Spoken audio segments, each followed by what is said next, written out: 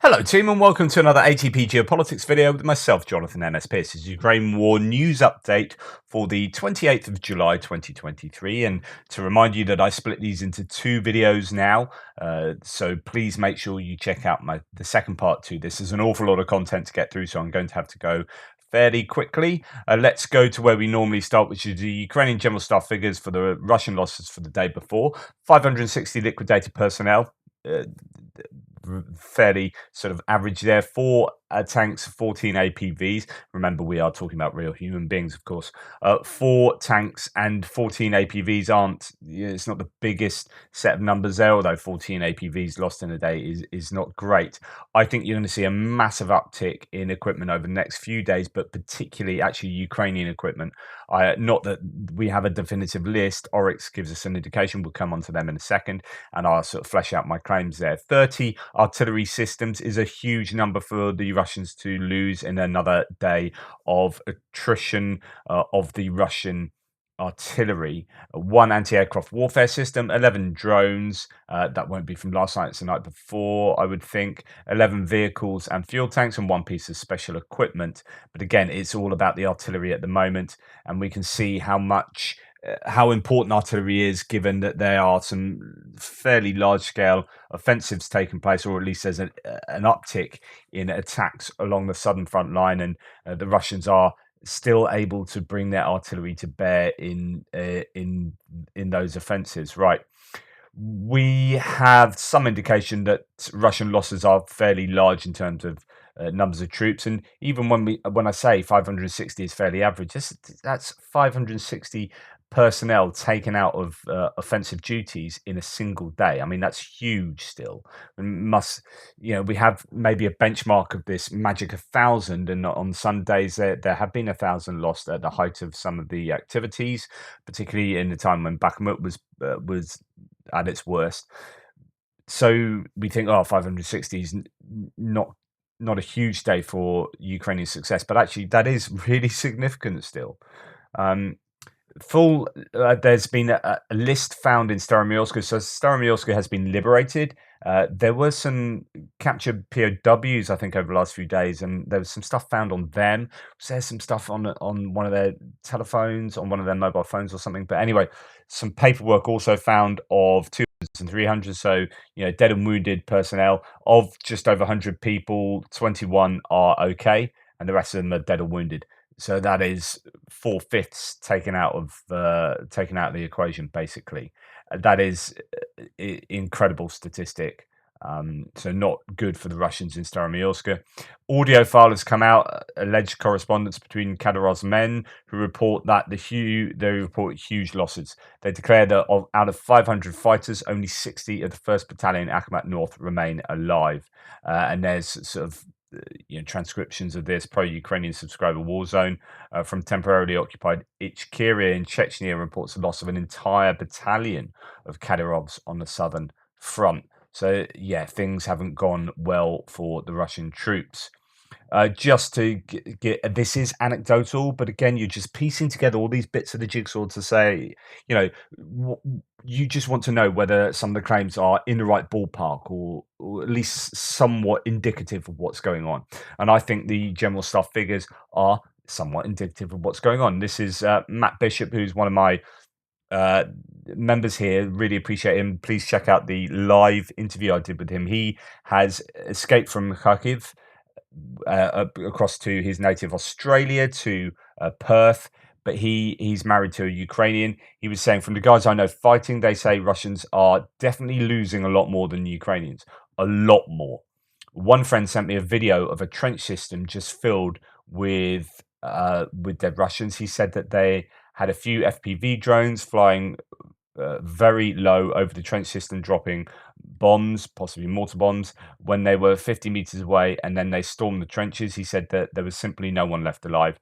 Video was just sent a few days ago, so I don't know if this is a newish tactic. So basically, flying over the trenches, dropping a load of bombs, and doing that just before you do the attack. But when they did the attack, no one was left alive, and just a huge number of casualties there.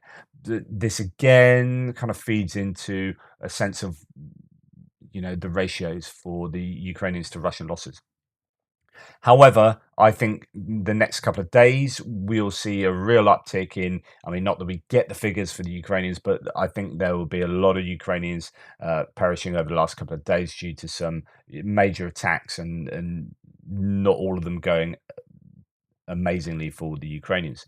The commander of the Ghost Battalion of the Russian Second Army Corps, Artur Bogachenko, was perished in Klishchivka, and that battle continues. But another fairly high-ranking officer there. Now, this is Oryx's and summaries for yesterday. Equipment losses, and it is in favor of the Ukrainians. I think that will change tomorrow. I think you'll see a massive uptick of Ukrainian uh, pieces of equipment lost due to the attacks over the last 24 hours. But anyway, this gives 16 losses to the Ukrainians and 34 to the Russians. So the Russians losing double the amount of equipment of the Ukrainians.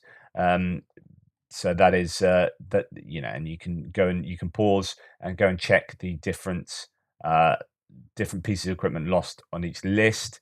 I'm going to move on though. Be warned, the Russians do make some claims that aren't, one isn't able to substantiate them at all. So from Oryx, we're pretty sure that somewhere around 67 Leopard 2s of all sorts have been confirmed delivered to Ukraine, possibly more on the way. But apparently, all 68 of them have been destroyed. So the Russians are claiming 68 Leopards have been destroyed. And as far as we know, there aren't even 68 Leopard 2s in Ukraine. So, yeah, be warned of some of the claims. Now, I showed you this yesterday. I did an extra video last night looking at three different things. The liberation of Staromilsky, this, what looks like a disastrous attack by the Ukrainians, and then something else we'll go on to look at a little bit later. But just in terms of losses in this video, go and check my last video out if you want to see more of the details about this. There was an attack on some trench lines, and there was something like, I don't know, I reckon there's got to be 10 BMP-1s. They look like BMP-1s, so not the greatest infantry fighting vehicles, but they were all sent in without any smoke, and they got hammered from both sides by anti-tank guided missiles, from artillery, and mines as well. And it was just an absolute disaster. And it looks like the Ukrainians lost all of those vehicles and arguably all the men inside them as well. So, although they have had a fairly good day, possibly for territorial exchange yesterday, the Ukrainians, they have punctured the Russian defenses in a number of places and taken Staromilsk, for example. It's not without some considerable losses. In fact, Andrew Perpetua's count, his own anecdotal count of losses yesterday, showed that, I don't know, so 2, 4, 6, 8, 9 Russian losses from just the videos he looked at. And again, completely anecdotal. 2, 3, 10, 25, 27, 28, 30, 34 Ukrainian losses, which is, huge in comparison. Quite a few tanks lost and a lot of BMP-1s, probably all of them destroyed, mainly in that exchange that we saw. So, or that I pointed to just then. So there will be large Ukrainian losses, but then that's what's going to happen also when you do these bigger attacks.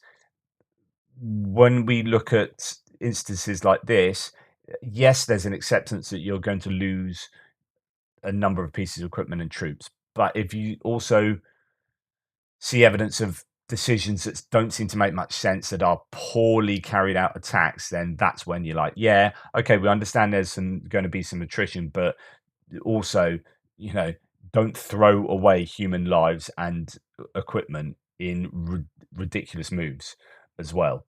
At least from what can be worked out from looking at footage like that. Right. A Swedish supplied CV-90 9040 infantry fighting vehicle hit in the Kreminna direction, looks immobilized after. It looks like it gets hit almost at point blank range by an RPG of someone hiding in the tree line there. I'm only showing that because that is the first definite loss of a CV90 that we've seen these Swedish IFVs that are really good, but nothing's impregnable, right? And if you're going to fire an RPG right at it at point blank, you're going to probably do it some damage. The footage is cut afterwards, so you don't know if there is long-term damage to it, or it does seem to veer off and stop there. So I'm pretty sure it is in a bunch of trouble. How easy it will be to repair, or whether it's lost afterwards, I don't know. Then there's another loss of a Russian helicopter in Russia here. This is just worth looking at because it's like a Greek tragedy. Uh, and this is a sizable helicopter as well. It's a Mi-26, I think.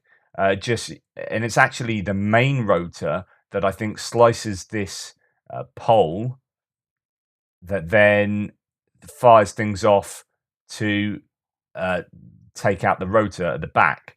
So actually, it's a main rotor that hit that then takes out the rotor at the back with some bits of kit. This guy's watching, going, no, don't just stop. Come this way, this way, this way. No, I think they've left the handbrake off. Anyway, that's the end of that helicopter for the time being. Good. Moving on, we have Red Market in Makivka on fire yesterday. I don't know whether that was a fire or a hit. Who knows? So that is in Makivka. And then this Ukrainian AMX-10 RCR armored fighting vehicle was captured by the Russian army. This stuck vehicle was abandoned by Ukrainian troops in Novodonetsk at the beginning of last month and was only recovered now. I don't know whether that's a bit of kit that the French, for example, will be too worried that they lose. I mean, it's not the newest bit of kit, but losing that to the Russians is not great, especially if it just gets stuck rather than sort of immobilized or whatever. Anyway, moving on from sort of hits and losses to strikes, overnight strikes and whatnot. And actually, it's a pretty quiet night. I think Russia have probably used up a lot of their missiles. They don't have that many in stock with the sorts that they have been using over the last few nights. There has been a lot of talk about port infrastructure being taken out. I think 26 bits of port infrastructure. A number of ports have been really badly affected, and also some commercial vessels too. Russia, I mean, it's terrible, isn't it? What they've been doing to affect food, and at the same time having this Russian African conference in Russia, where they've got all these Russian leaders over, although not as many as they're hoping. And they're saying, yeah, we can promise you loads of grain. So basically, they've attacked Ukraine's grain exports and storage facilities, and then said to the nations who are most affected, yeah, we'll sell you a bunch of grain. I mean, it's not good. Russian MOD stated that it shot down a certain drone near Moscow. So there was a drone unknown as to what drone it was and where it came from, and etc. But that was shot down over Moscow. There's an oil depot burning in Shakhtarsk that is still burning today, by all accounts, been on fire for 8 hours and doesn't look like it's anywhere near going out. But yeah, so that is another significant hit for the Ukrainians at Russian logistics. There's also been, Tokmak being hit again yesterday in a number of the normal places. So it's not like the Russians are sort of, it may be a slightly quieter day, but there will be things happening all the time. Just talking about HIMARS briefly, there are some maps looking at the gains that the Ukrainians have made over the last few days on the Zaporizhia Donetsk fronts, and inch by inch or centimeter by centimeter, Mariupol, Berdyansk, and Melitopol get closer to HIMARS distance. Certainly, ones on the coast. I'm not sure if Melitopol already is to some degree. I have to go and check that on the map. But you get the point. HIMARS are getting closer. Right. Moving on to other bits and pieces. Here is some footage of. I mean, it's not every day that you drive through a capital city. Here, I think it's Moscow. They're driving through here as opposed to anywhere else. Driving along in Moscow, and you drive past some intercontinental ballistic nuclear missiles. Okay. Yeah. Good stuff. Nice. Yeah, don't have a crash, guys. So anyway, yeah, that's Russia for you. Um, yeah. We have this chap who is Viktor Medvedchuk. He was the Ukrainian politician who was a pro-Russian. He went into hiding. Then they found him. I don't even remember right. Well, not at the beginning, but much earlier on in the war. They found him, arrested him, and they knew he'd be a high value POW, and they actually swapped him for 200 plus Ukrainian defenders and the whole 36th Brigade Command for the Azov, or Azov and 36th Brigade Command. So he was a really valuable swap. Anyway, he's a close Putin ally. In Russia, public organization Drugaya Ukraina, headed by Medvedchuk, was registered just now. According to Medvedchuk, the purpose of creating this political project is to reach Ukrainians who, quote, have not given up and want to build their democracy and show that Zelensky is wrong. Yeah, because the democracy in Ukraine is so much more problematic, more lacking in democratic institutions, mechanisms, and values than the Russian democracy, right? Oh, mate. Oh dear. From volunteers, I hear the biggest problem for them during the Kherson offensive was not taking Russian positions. Right, this is a kind of a little military nugget to throw in there. Almost put this bit on the front line, but I thought no, I'll throw it in here. This is the idea that when Ukrainians take Russian positions, they think, brilliant, we've taken their trench line here, fantastic. We're obviously making gains. But the other side of the coin is that the Russians have got those coordinates precisely. And actually, as soon as the Ukrainians take over those Russian positions, they're able to be hammered by Russian artillery. And it's a bit of a problem, and this was they learned this in Kherson. Uh, the Russian artillery had the exact coordinates and layouts of their positions, probably already at hand in advance. So they kept throwing them out of those, recently gained positions of the same trench over and over again, and usually retreated again or came under artillery fire. So this is why you see this yo-yo effect quite often. I guess that will be a constant issue as long as there is Russian artillery. And then we go back to the importance of taking out the artillery. This is, with someone saying, "Yeah, they've taken this area and they withdrawn, but this is an artillery kill zone." This is with reference to Klishchiivka and Andriivka there. Yeah, so I thought that was an interesting nugget. Thomas Tyner says the 35th Brigade, so I'm going to come on to talk to you in the frontline bit in the next video. 35th Brigade have liberated Staromayorsk on the Donetsk front line, very close to Zaporizhia. But Thomas Tyner says this is not one of the offensive brigades that he was aware of, that had been prepared for the offensive. So the 35th Marine Brigade wasn't on my list of brigades prepared for the offensive until at least late May. The brigade was on the Donetsk front, then sent to Zaporizhia front to support the 37th Marine Brigade. So interesting, trying to work out how, especially given an uptick in Ukrainian attacks over the last 24 hours in some of these key positions, are they bringing to bear their prepared, NATO trained, NATO equipped units, brigades, or are they using just a few that they had been probing with, and maybe some assistance from elsewhere? Here it looks like there's some assistance from elsewhere, so they're not drawing on those big pre-prepared brigades that will be used in a major counteroffensive. So this goes into the theory that actually what you're seeing now isn't a major counteroffensive, as like the New York Times presented. It's just possibly an uptick using existing forces they have. However, this source, Christopher Miller here, says, quoting the Financial Times, actually says some reserves have already been quietly committed in the south, according to Sultan, the commander of the 78th Regiment, a special forces unit, and other soldiers who spoke to the Financial Times near the front line in the southern region of Zaporizhia.